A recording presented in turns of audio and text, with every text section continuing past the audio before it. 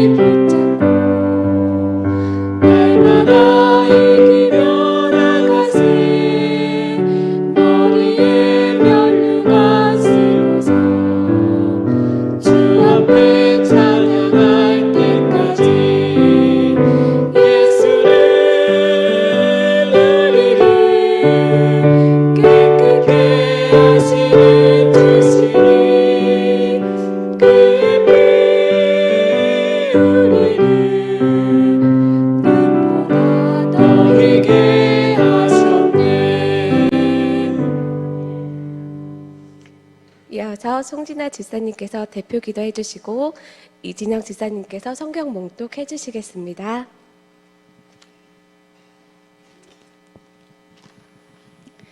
사랑과 은혜가 넘치시는 하나님 아버지, 영광과 존귀와 찬양을 드립니다. 오늘 특별히 구 여성교회 헌신예배로 주님께 거룩한 예배와 찬양을 드리며 헌신을 다짐하는 귀한 시간으로 저희를 세워주신 하나님 아버지를 감사합니다. 이 시간 헌신 예배를 통해 새롭게 거듭나는 결단의 시간이 되게 하옵소서. 한나와 같이 기도의 승리자가 되고 위기에 처한 가문을 구해낸 나발의 아내 아비가일과 같은 담대한 믿음과 지혜를 주시옵소서. 아내로서 어머니로서 충실하게 본분을 다하게 하시고 교회에서나 가정에서나 주님 안에서 충성을 하게 하옵소서. 강단을 세우신 홍상진 목사님을 기억하시어 기름 부으심을 더하여 주시옵고 권능과 권세의 입술로 생명의 말씀 선포할 때 선포되는 말씀마다 아멘으로 화답하여 축복이 차고 넘치게 하여 주시옵소서. 모든 영광 홀로 받으시옵소서. 모든 것에 감사드리며 예수 그리스도의 이름으로 기도드렸습니다.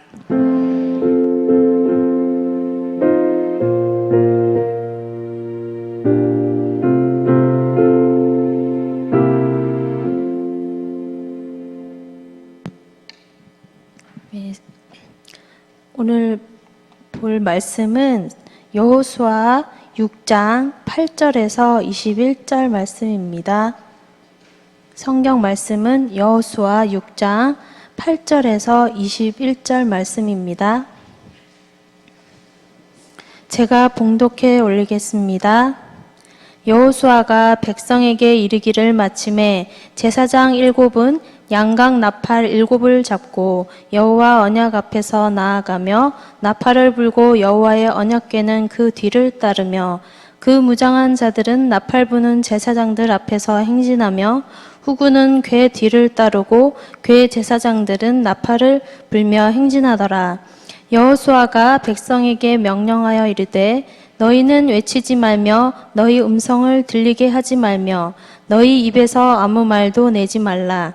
그리하다가 내가 너희에게 명령하여 외치라 하는 날에 외칠지니라 하고 여호와의 궤가 그 성을 한 번 돌게 하고 그들이 진영으로 들어와서 진영에게 자니라. 또 여호수아가 아침에 일찍이 일어나니 제사장들이 여호와의 궤를 메고 제사장 7은 양각 나팔 7을 잡고 여호와의 궤 앞에서 계속 행진하며 나팔을 불고 무장한 자들은 그 앞에 행진하며 후군은 여호와의 궤 뒤를 따르고 제사장들은 나팔을 불며 행진하니라. 그 둘째 날에도 그 성을 한 번 돌고 진영으로 돌아오니라. 엿새 동안을 이같이 행하니라. 7째 날 새벽에 그들이 일찍이 일어나서 전과 같은 방식으로 그 성을 7번 도니 그 성을 7번 돌기는 그날 뿐이었더라. 7번째 제사장들이 나팔을 불 때에 여호수아가 백성에게 이르되 외치라. 여호와께서 너희에게 이 성을 주셨느니라. 이 성과 그 가운데 있는 모든 것은 여호와께 온전히 바치되 기생 라합과 그 집에 동거하는 자는 모두 살려주라. 이는 우리가 보낸 사자들을 그가 숨겨 주었음이니라. 너희는 온전히 바치고 그 바친 것 중에서 어떤 것이든지 취하여 너희가 이스라엘을 진영으로 바치는 것이 되게 하여 고통을 당하게 되지 아니하도록 오직 너희는 그 바친 물건에 손대지 말라. 은금과 동철 기구들은 다 여호와께 구별될 것이니 그것을 여호와의 곳간에 드릴지니라 하니라. 이에 백성은 외치고 제사장들은 나팔을 불매 백성이 나팔 소리를 들을 때에 크게 소리질러 외치니 성벽이 무너져 내린지라. 백성이 각기 앞으로 나아가 그 성에 들어가서 그 성을 점령하고 그 성 안에 있는 모든 것을 온전히 바치되 남녀노소와 소와 양과 나귀를 칼날로 멸하니라. 아멘.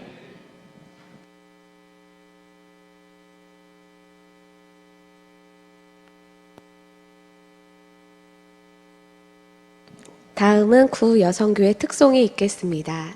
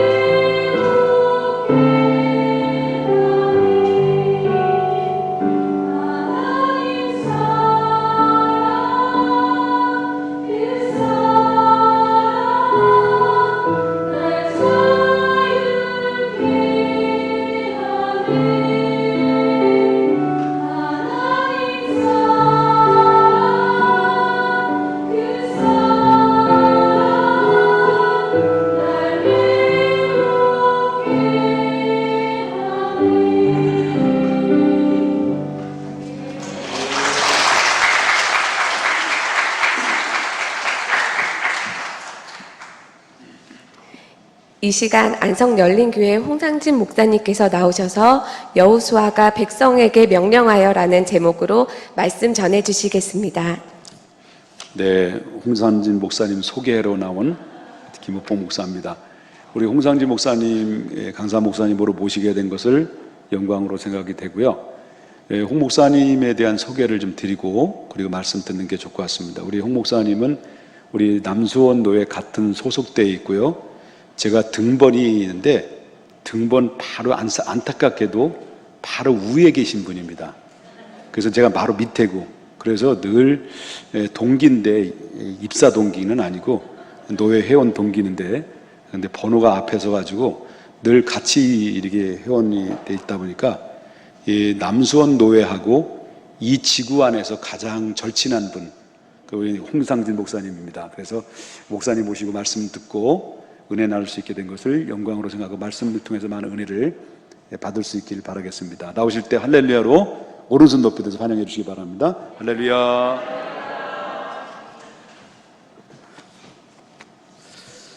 네, 반갑습니다. 아무도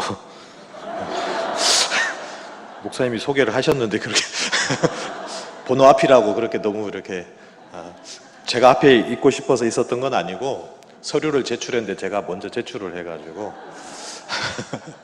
번호가 하나 앞섰고 아마 은퇴하실 때까지 저보다는 번호가 앞이 아니라서 먼저 은퇴하시리라고 생각하고 제가 노회에서 먼저 1번이 되지 않을까 이렇게 생각을 합니다.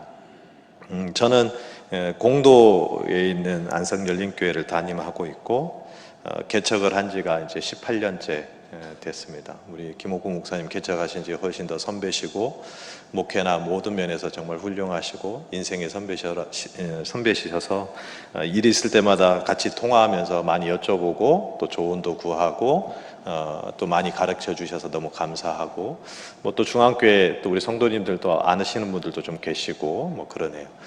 또 축구장에서 본 청년들도 있고 축구장에서 생각하면 안 돼요. 이 시간에는 알았죠?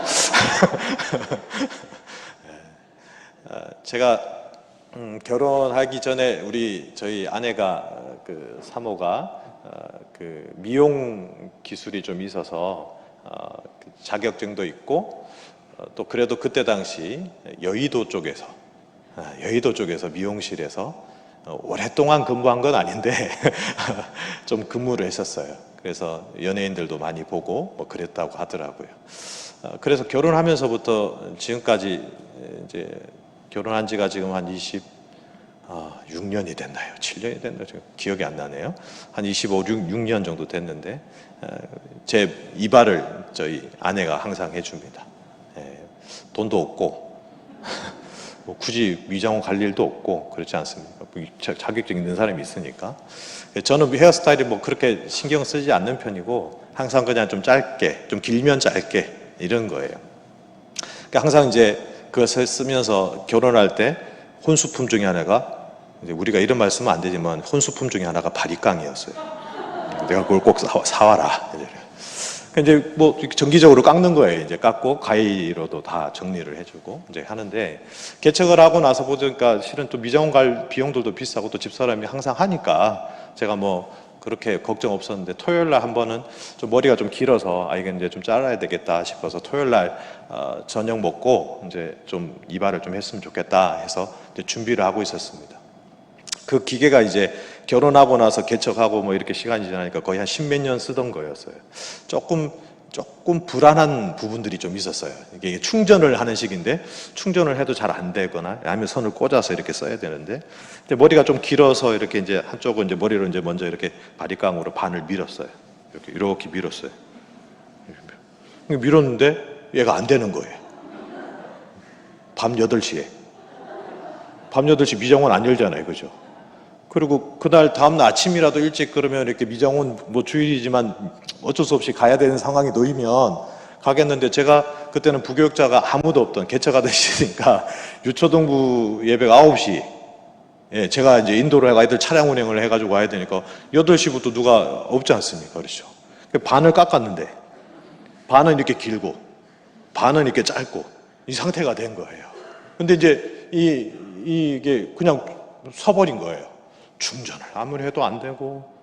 그렇다고 저기 아내 보고 그럼 이 반을 가위로 좀 잘라라. 근데 그러면 이상해진다는 거예요, 사람이. 여기는 기계로 깎았는데 이건 손으로 깎으면 야, 그럼 어떡하냐. 큰일 났다. 하고 이제 한참 제가 고민을 하다가 그 기계 그거 줘봐라. 그 가지고 제가 어떻게 했냐면 그 기계를 가지고 손에 얹고 기도를 했어요. 하나님, 내일 주일인데 목사가 아침부터 반은 머리가 길고 반은 짧게 갈 수도 없고 사람들 이상하게 되면 그렇다고 이거 안 됩니다. 하나님, 아침에 미정원 여는 데도 없고 마지막 딱 한 번만 움직이게 해달라고 하고 하나님 앞에 진짜 간절히 기도했어요. 얼마나 간절하겠습니까? 여러분 다음날 그 모양을 알잖아요. 간절히 기도하고 제가 이제 집사람은 아내한테 그랬죠. 자, 다시 전원을 올려라 했어요. 어떻게 됐을까요, 여러분? 네? 안 됐으면 말을 안 하겠죠, 그죠? 딱 하고 전원을 딱 켰는데 소리가 어떻게 나는지 아십니까? 제 머릿속에 분명히 지금도 기억이 납니다. 꽤 오래된 시간인데 새 거 샀을 때 딱 켰을 때 그 소리가 나는 거예요. 왱 소리가 나요. 그렇게 충전도 안 되고 막 전기가 문제가 있고 겨우겨우 빌빌빌빌 거리던 거 겨우 쓰던 건데 소리가 왱 소리가 나는 거예요. 그래서 제가 얼른 그랬죠, 집사람 아내한테. 빨리 깎아! 불안한 거예요. 이제 이게 언제 쓸지를 모르잖아요. 그래서 빨리 깎아! 그래가지고 반을 이제 막 정신없이 막 깎았어요. 근데 정말 놀라운 일이 있었어요. 반을 다 깎고 이제 거의 다 정말 이제 완전히 이쪽하고 맞춰서 딱 깎았는데 얘가 어떻게 되는지 아세요? 하는데 연기가 진짜 흰 연기 있잖아요. 왜 이렇게 모타가 타면 나오는 흰 연기가 하면서 꺼지더라고요. 야, 제가 그걸 보면서 하나님 살아계시구나. 항상 하나님 살아계셨지만 그걸 보고 하나님 살아계셨구나. 살아계시구나.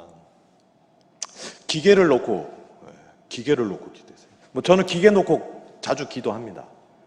자주 기도합니다. 뭐 세탁기 같은 경우도 집 아내가 이제 고장 나서 못 쓰게 되는데 뭐 물은 들어가 있고 이러면 좀 해달라고 그러면 기도합니다.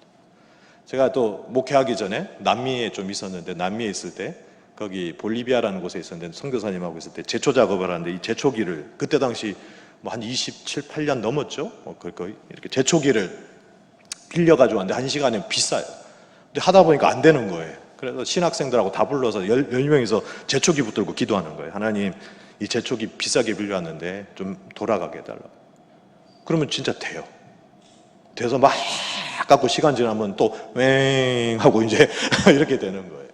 그런 걸 많이 봤어요. 근데 제가 오늘 이제 헌신 예배 이제 말씀 듣고 본문 준비하면서 그 머리 깎는 기계가 생각이 나더라고요. 그 친구는 헌신을 다 했어요. 몸을 불태웠단 말이에요. 마지막에 연기를 뿜으면서 자기 삶을 다 희생하는 모습. 제가 기도했지만 하나님 앞에 하나님이 그렇게 하셨어요. 정말 놀라웠어요. 집사람 놀라고 저희 아이들도 놀랐어요. 갑자기 소리가 너무 크게 나니까. 제가 오늘 본문 말씀 보면서 헌신이라는 단어를 이 한국어 성경에는 몇 번이 나올까? 헌신이란 단어가. 여러분 우리 성경 창세기부터 요한계시록까지 헌신이란 단어가 성경에 몇 번 나올까요?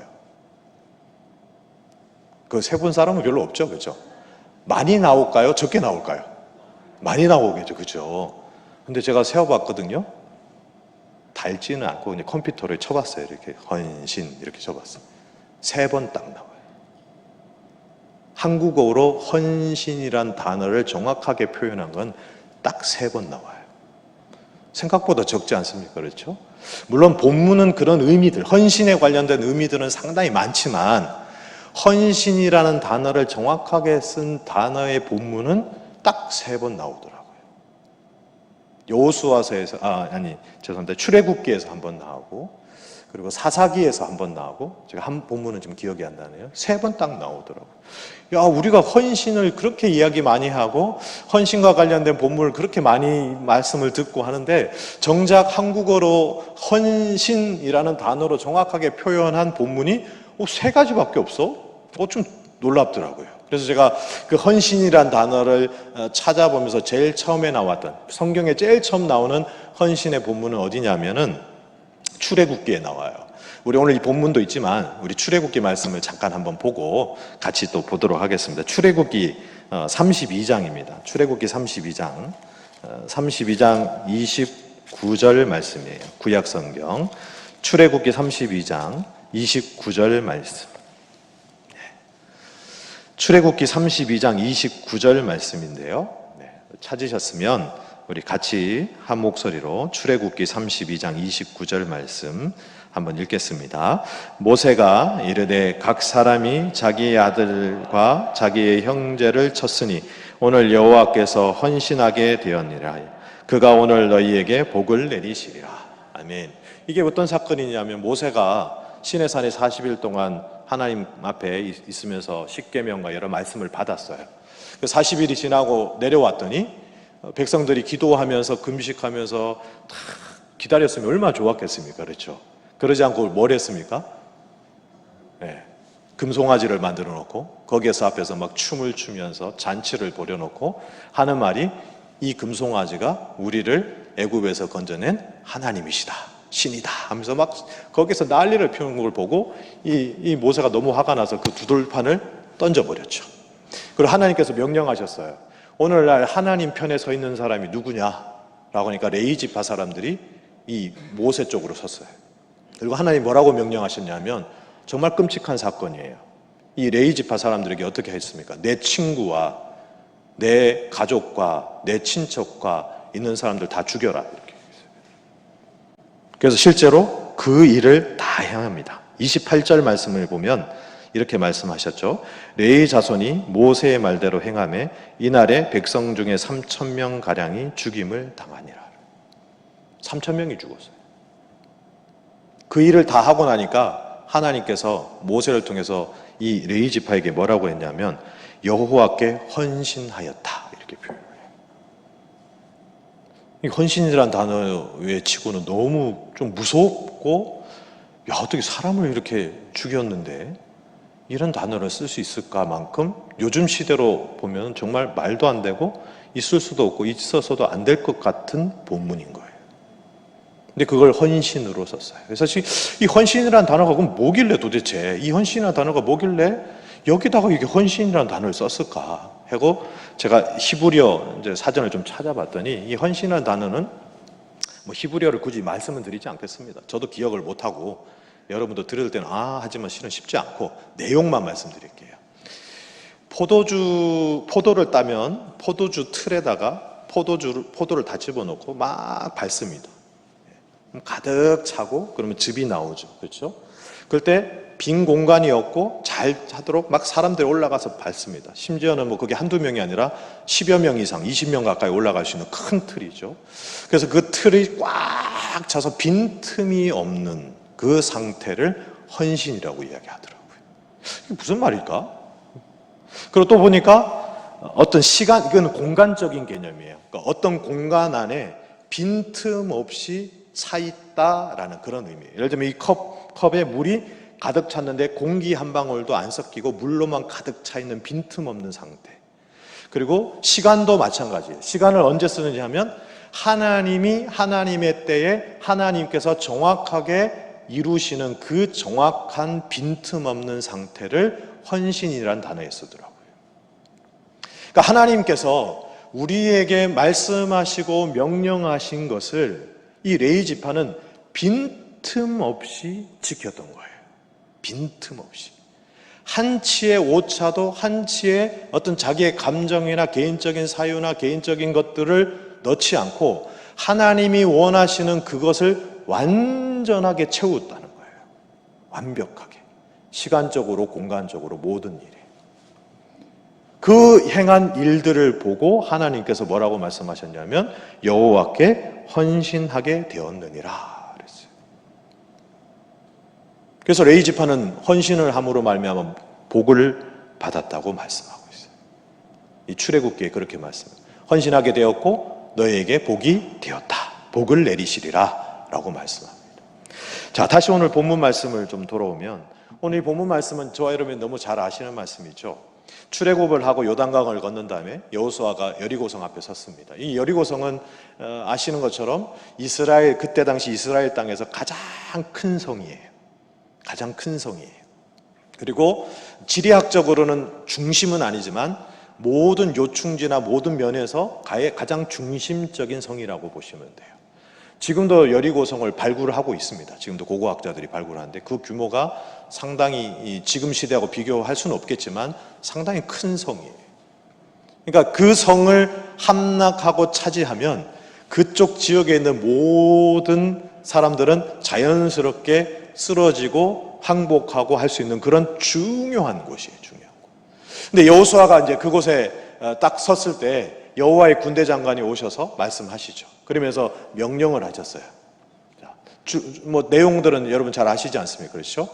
어떻게 했습니까? 우리 핵심적인 내용은 어떻습니까? 하루에 몇 바퀴입니까? 하루에 한 바퀴. 그렇죠. 그리고 마지막 날 7째 되는 날은 7바퀴 이렇게 도는 거예요. 그리고 말을 하면 됩니까? 안 됩니까? 조용히 하라고 그랬어요. 그리고 그 성을 돕니다. 저는 한번 생각해 봤어요. 이 본문을 읽을 때마다 또 설교할 때 많이 생각하는데 여리고성 사람들은 어떤 느낌이었을까? 처음에 첫날 아마 이제 사람들이 쭉 오니까 어땠을까? 아, 이제 전쟁이 시작되는구나. 이제 우리가 이제 싸워야 되구나. 싸워서 이겨야지 하고 했는데 이 사람들이 뭐 활을 쏘거나 뭐 이렇게 뭐 창을 던지거나 뭐 소리를 지르는 것도 아니고 어떻게 합니까?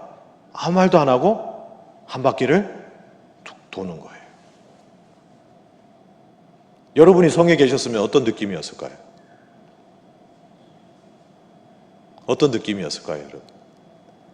둘째 날도 또 왔어요. 아, 오늘은 이제 전쟁을 하나 보다 했는데 오늘도 여전히 어떻습니까?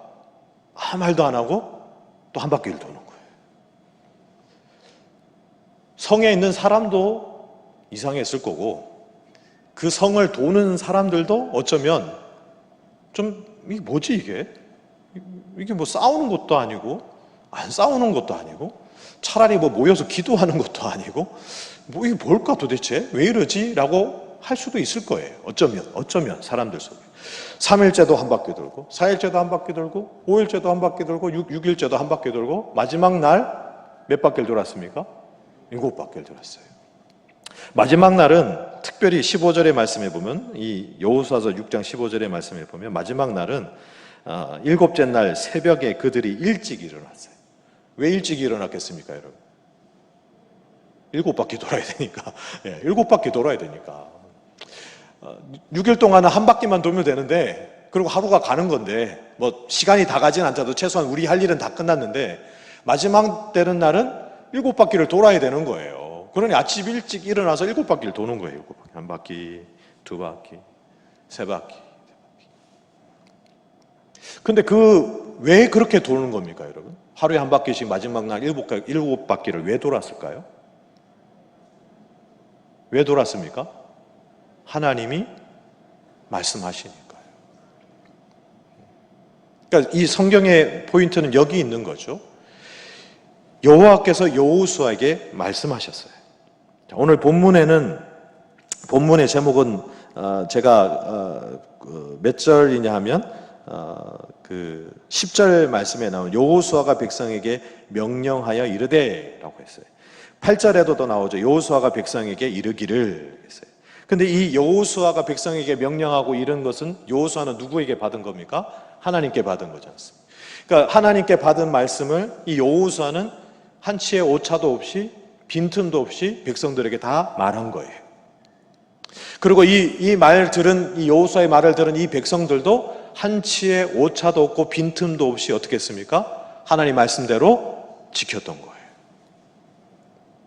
헌신의 기준은 여기에 있는 겁니다. 헌신은 내가 좋아서 하는 게 아니에요, 여러분. 내가 기분이 좋으면 하고 기분이 나쁘면 안 하고 그러지 않아요. 제가 어릴 때부터 교회를 좀 다녔어요. 그러니까 계속 다니는 것도 아니고 저희 집안이 교회인지 다니는 분이 아무도 없는데 저 혼자 유난히 교회를 다녔어요. 그래서 어렸을 때 유치원도 아니죠. 그러니까 유치부 때 기억이 나거든요. 가면은 빵을 꼭 줬어요, 빵을. 그러면 제가 이제 삼형제 중에 둘째인데 저희 형하고 동생은 교회는 안 가는데 교회 갔다 오는 걸 되게 기다려요. 교회는 안 가는데 제가 교회 갔다 오는 걸 너무너무 기다리는 거예요. 왜 그럴까요? 빵, 그 빵.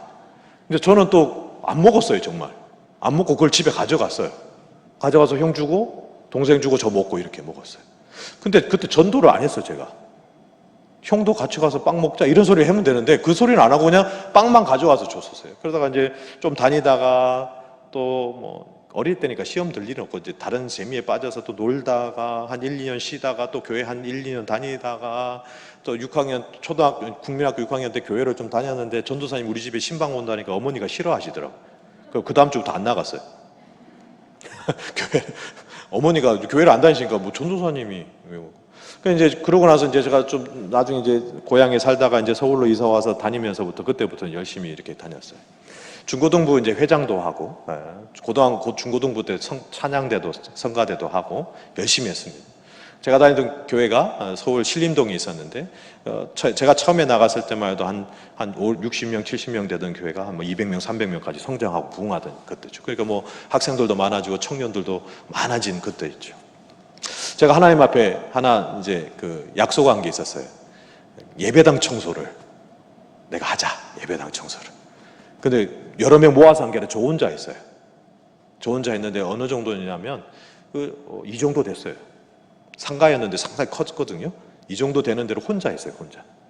혼자를 어떻게 했냐면 그냥 이렇게 닦고 이런 게 아니고 정말 의자를 혼자서 다 뒤로 밀고 그리고 거기를 다 빗자루로 쓸고 그리고 여러분 밀대로 닦고 쓸고 이러면 안 됩니다. 쓸고 닦아야 돼요.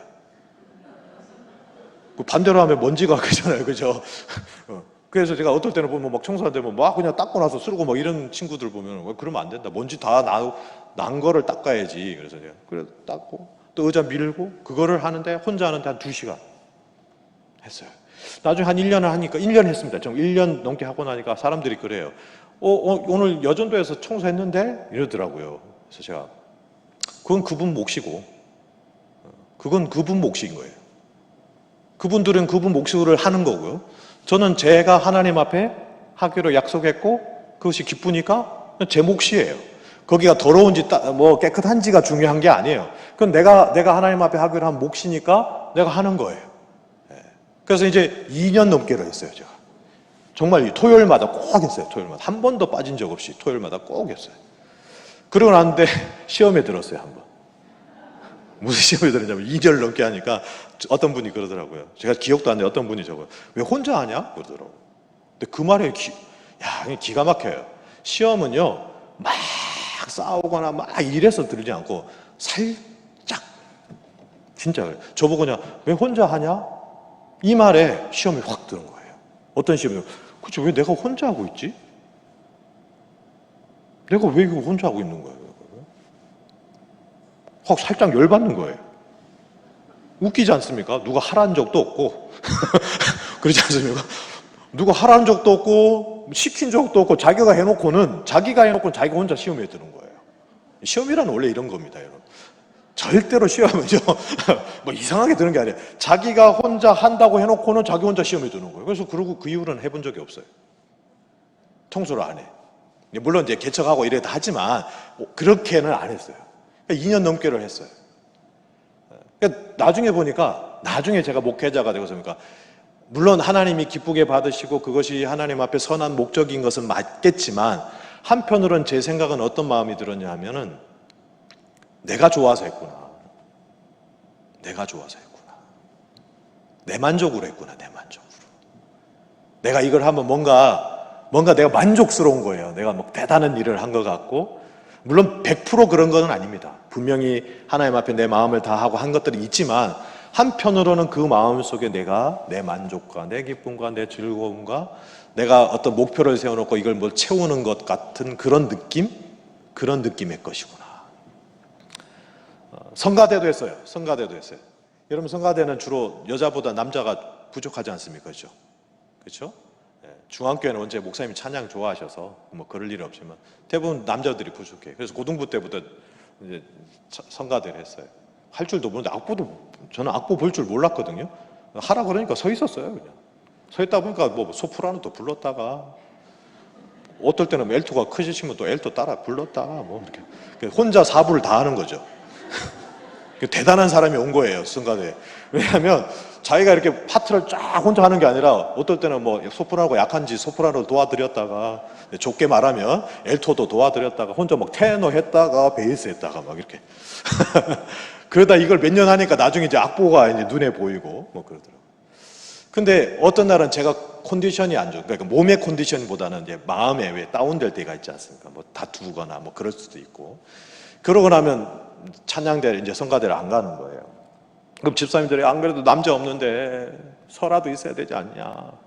근데 저는 그때가 그게 되게 거룩한 거였어요. 무슨 거룩함이냐면 내가 이런 마음과 이런 상태로 하나님 앞에 찬양하는 것이 정말 하나님이 기뻐 받으실까? 얼마나 거룩합니까? 여러분 기분 나쁜데 찬양하면 하나님 받으실까요? 안 받으실까요? 그거 안 했어요. 그 주는 안 가요. 왜? 이건 하나님 기뻐 안 한다 이거예요. 하나님 기뻐. 그리고 다음 주에 이제 몸이 좀 좋아지고 마음이 좀 좋아지면 그때 또 가서 어떻게 합니까? 혼자 또 열심히 소프라노 부르고 막 일토 부르고 막 이렇게 하는 거죠. 저는 그게 제 헌신이고 제가 하나님이 기뻐하는 줄 알았어요. 그런데 시간이 지나고 신앙을 바라보고 뭐 연륜도 깊어지고 목사가 되고 이런 여러 가지 전도 사역들 하면서 보니까 제가 그랬던 모습들을 저희 교회 성도들도 그러고 또 우리 학생들도 그러고 많은 분들이 그래요. 예. 근데 그때 그 고민들을 충분히 이해해요. 얼마나 열심히 고민합니까? 이게 거룩한 건가? 그래서 오히려 막 그분들을 설득합니다. 그건 하나님 기뻐 안 받으셔. 그러면서. 근데 지나고 보니까 정말 그게 얼마나 교만하고 그게 얼마나 정말 내 고집이고 그걸 나중에 깨달은 거예요. 내 즐거움이고 내 기쁨이고 내 만족이지 하나님에 대해서 절대 이야기 안 해요. 예를 들면 이런 거죠. 여러분 집에 아빠 엄마하고 이야기할 때 기분 좋으면 이야기하고 기분 나쁘면 이야기 안 하고, 우리 학생들이 좀 여기 있는데 용돈 주면 되게 좋아하고 그러죠. 용돈 안 주면 문 탁 닫고 들어가서. 저희도 어렸을 때 아이들이 잘 지냈는데 크니까 확실히, 제가 애가 넷이거든요. 4명이 4명. 국가유공자. 국가유공자. 막내가 고등학교 2학년이에요. 그래서 어렸을 때는 갔다 오면 막 제잘 딸 막 이야기하고, 딸 셋에 아들 막내 하나거든요. 그러면 이제 밥을 먹으려고 이렇게 앉아있으면 6명이 이제 앉아있는데 저희 어머니도 같이 사셔요. 7명이 앉아있는 거예요. 이렇게 7명이. 식탁은 최대한 앉을 수 있는 게 6명이야. 늦게 오면 서 있어야 돼요. 저희는 기준이 그래서요. 늦게 오면 서 있어야 돼요. 나중에 밥을 안 줘요. 나중에 따로 밥 먹어 이게 아니고 늦게 오면 무조건 서 있어야 돼요. 대신 어른들은 선착순이 없어요. 어머니 앉아있고 제 자리 있고 우리 집 아내는 자리 있지만 4명은 하여튼 1명은 못 앉아요. 무조건 못 앉아요. 그러니까 무슨 짓을 하더라도 밥 먹을 때 되면 어떻게 합니까? 막 탁 앉아있어요. 그런데 우리 아이들이 어렸을 때는 막 이야기하다가 크니까 확실히 이야기가 줄어들고 그래요. 엄마나 아빠나 뭐 이렇게 부모님들이 좋아하는 걸 뭐냐면요, 어렸을 때 무슨 얘기든지 제잘제잘하고 이야기해주고 막 그러면 좋던데 커서는 그런 얘기를 안 하니까 섭섭하죠. 왜 그러냐면 그 아이가 기분이 안 좋고 컨디션이 안 좋고 그걸 이해를 못 한다는 뜻이 아니에요. 근데 우리가 반대로 내 부모를 내가 기분이 좋으면 만났다가 기분이 안 좋으면 안 만났다가 내 컨디션이 좋으면 만났다가 이야기하다가 안 했다, 이거는 말이 안 되지 않습니까? 우리의 육신의 부모인 우리가 사랑하는 그 부모님조차도 그러지 않아요. 설령 내가 좀 기분이 안 좋아도 그래도 내 할 도리를 다 해야지라고 만나고 말씀드리고 선물도 사드리고 안부도 묻고 하는 것이 자녀된 도리지 않습니까? 그렇죠? 근데 우리는 하나님께는 그러지 않아요. 하나님께는 내가 기분이 좋아야만 해요. 내가 하고 싶을 때는 열심히 해요. 내 만족스러울 때는 최선을 다해요. 그런데 내가 하기 싫을 때, 별로 내가 시간이 없을 때, 때로는 내가 뭐 환경적으로 여건적으로 어려울 때는 안 해요. 왜? 이유는 그거예요. 마음이 이런데 하나님이 기뻐 받으시겠냐? 천만의 말씀이에요. 그건 하나님이 받으시는 건 하나님의 몫이에요. 내가 그 걱정하면서 하나님 앞에 드리는 게 아니에요. 하나님이 날 걱정하시지 내가 하나님 걱정할 때가 아니지 않습니까, 여러분? 우리가 어? 하나님이 기뻐 받으실 거예요. 내가 왜 하나님 걱정을 해? 지금 내 걱정하기도 힘든데 하나님이 우리 걱정을 하시는 거예요. 내가 왜 하나님 걱정을 합니까? 그건 하나님의 몫이에요. 내 몫은 뭐냐? 하나님이 오늘 본문에서도 말씀한 것처럼 내가 명령하고 말씀한 그것을 빈틈없이 공간과 시간에 빈틈없이 채워나가는 것, 그 채우는 것이 그것이 헌신이고 하나님께서 그 헌신을 보시고 복을 주시는 거예요. 근데 그것을 반대로 하고 있단 말이에요. 내가 이걸 해야 되냐 말아야 되냐 이럴 때는 어쩌냐 저쩌냐 하면서 그거 모든 상황들을 내가 조절해 가면서 내가 모든 것을 컨트롤하려고 해요. 하나님의 몫은 없어요. 내가 하나님 것까지 다 한단 말이에요. 내가. 그러니 우리가 헌신이라고 때로 말합니다. 목회자인 저도 마찬가지겠죠. 저도 마찬가지입니다. 목회자인 저라고 해서 완벽하지도 않습니다. 뭐 그러지 않습니다. 우리가 보통 목사님들께 모이면 이런 얘기합니다. 목사님들이 그런 말씀 많이 하시죠. 그러니까 성도님들한테 걱정하지 마십시오. 하나님 함께 하십니다. 두려워하지 마십시오. 하나님 함께 하십니다. 아멘? 네. 아멘을 안 하시네. 자, 다시 걱정하지 마십시오. 하나님이 함께 하십니다. 네. 두려워하지 마십시오. 하나님 함께 하십니다. 뭐 그래. 그리고 목사님들끼리 모여서 이번 주 돈 걱정 때문에 큰일 났어. 뭐 그래. 이번 주에 이자 나가야 되는데 어떡하나. 뭐. 그래서 우리끼리, 그러니까 농담입니다. 목사님들끼리 모여서 우스갯소리로 가끔 그럽니다. 목사님들이 믿음이 제일 없어. 성도들한테는 안심해라, 걱정하지 마라, 기도합시다 해놓고는 우리끼리 모여가지고는 야, 이번 주에 어떡하냐, 큰일 났다. 물론 기도하지만. 사람들은 자기의 감정과 자기의 환경과 자기의 여건으로 헌신하려고 하지만 오늘 이 성경의 본문도 여호수아를 통해서 말씀하신 그대로 성도들은 따라요. 솔직히 이유는 모릅니다. 어떨 때는 이유를 몰라요. 그 이유보다는 더 중요한 게 뭐냐? 하나님이 말씀하셨다는 거예요. 내 생각과 내 상황과 내 여건보다 더 중요한 게 뭐냐? 하나님이 말씀하셨다는 거예요. 그러니 우리가 내 상황과 여건과 환경과 이 문제들을 뛰어넘어서 그 말씀을 따르는 것이 헌신인 거예요. 이래서 안 되고 저래서 안 되고 이러니까 저렇고 저렇고 저렇고가 아니라는 거예요. 헌신은 그런 것이 아닙니다. 내 상황과 여건을 뛰어넘어서 이 여호수아의 명령을 따른 모든 백성들이 그렇게 되는 거예요. 근데 이 모습이 하루아침에 된 것은 아니에요, 실은. 하루아침에 된 것은 아닙니다. 왜냐하면 여호수아까지 올 때까지 수많은 백성들이 광야에서 어떻습니까? 40년 동안 훈련되고 연습되고 순종하는 그런 훈련들을 통해서 이제는 그애들의 모습이 성숙해 있었던 것이죠. 그래서 여러분, 헌신은 훈련되어져야 돼요. 내가 하고 싶을 때 하는 게 헌신이 아니고 하기 싫어도 하는 게 헌신이에요. 그래서 제가 목회를 하면서 저도 18년째인데 잘하는 분도 있고요. 물론 그거 참 좋은 겁니다. 정말 너무 감사한 일이에요. 열심히 하는 분도 있고요. 너무 감사해요. 근데 제일 좋은 분이 어떠냐? 제 개인적인 거지만 항상 그 자리에 계신 분이 제일 좋아요. 걱정을 안 해요. 목사님이 걱정을 안 한 거예요. 그분이 올까 말까, 그분이 그 자리에 오늘 올라나? 없으면 어떡하지? 이런 걱정을 안 하는 거예요. 그분은 항상 그 자리에 계신 거예요. 그 자리에 있고 그 자리에 자기의 몫을 하고 있는 거예요. 그런 분들을 보면 너무 감사하고 너무 기쁘고 너무 즐겁고 너무 행복해요.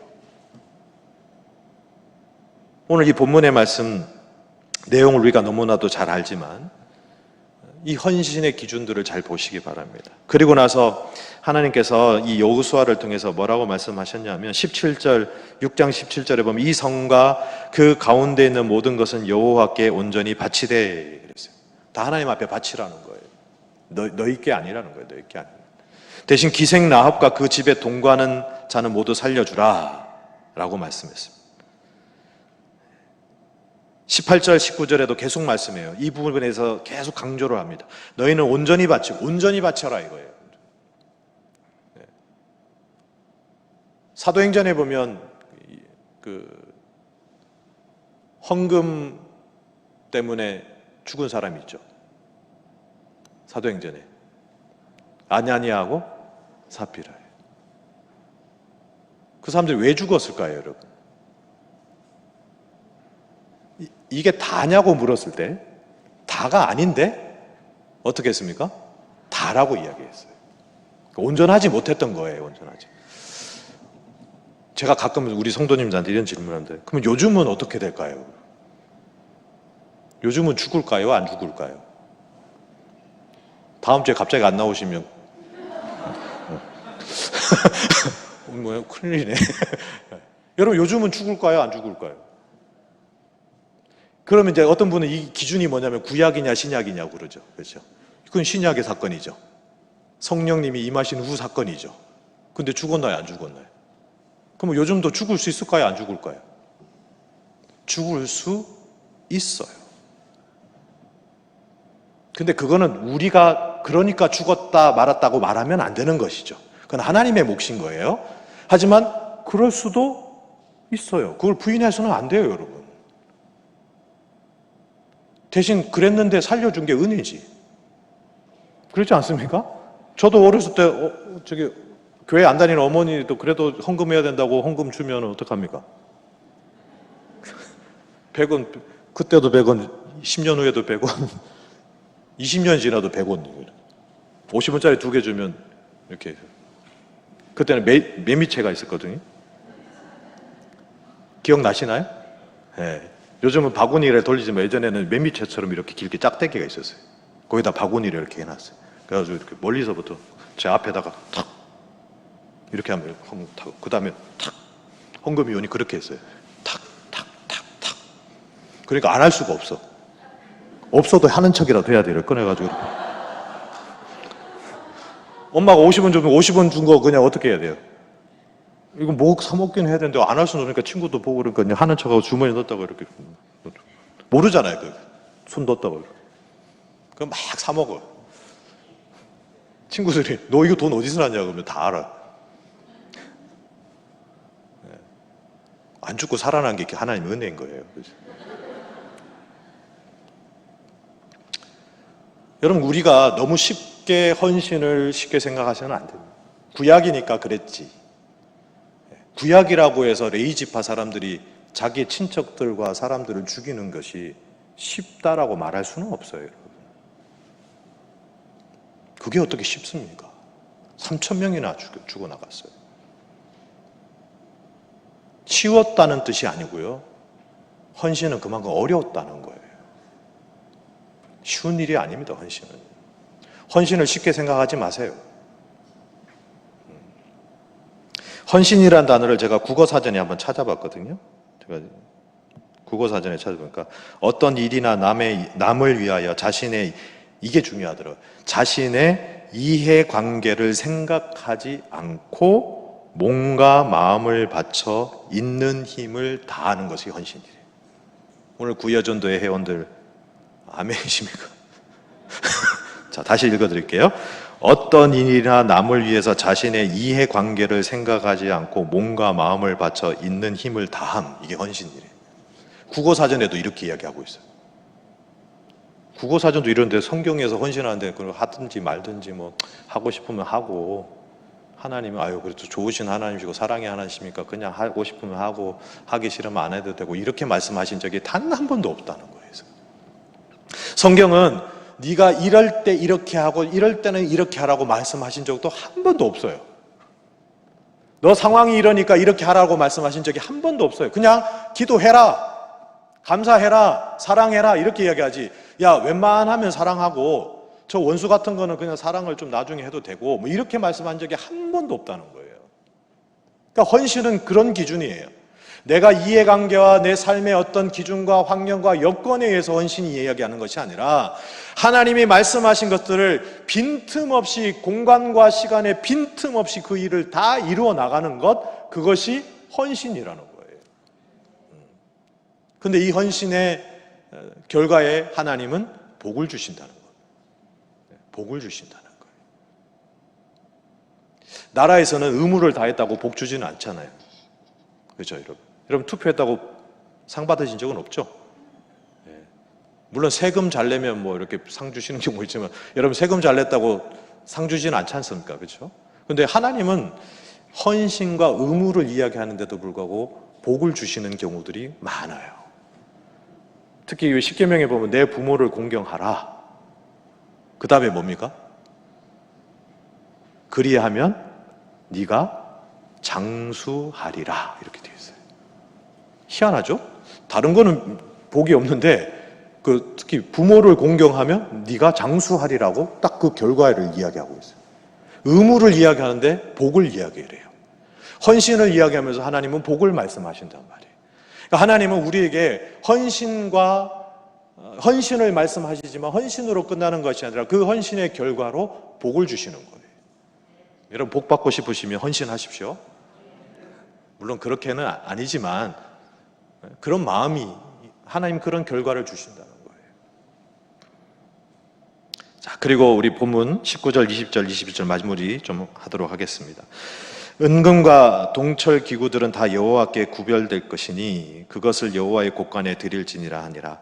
이에 백성은 외치고 제사장들은 나팔을 불매 백성이 나팔 소리를 들을 때 크게 소리 질러 외치니 성벽이 무너져 내리니라. 그 백성이 각기 앞으로 나아가 그 성에 들어가서 그 성을 점령하고 그 성 안에 있는 모든 것을 온전히 바쳐, 계속 온전히 바쳤다, 온전히 바쳐라, 온전하다라고 이야기합니다. 남녀노소와 소와 양과 나귀를 칼날로 멸하니라. 그랬어요. 이 본문 볼 때마다 저희 아들이 꼭 질문해요. 어렸을 때부터 질문했어요. 지금도 여전히 이 본문 가지고 아빠 소리를 질렀는데 뭐라고 질렀어? 이런 게 궁금하죠. 우린 성경 보면 뭐 의미 이런 거보다는 이거 왜 무슨 소리 질렀을까 이런 게 되게 궁금해요. 저도 학생 때 그랬어요. 전사님한테 그렇게 괴롭혔어. 뭐라고 소리 질렀어요? 여러분 뭐라고 질렀을까요? 모르죠, 그건. 그죠? 아멘을 했는지, 야 했는지, 와 했는지, 그건 모르겠어요.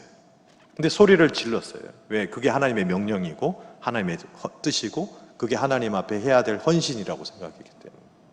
그리고 온전히 바쳤다라고 이렇게 말씀하고 있습니다.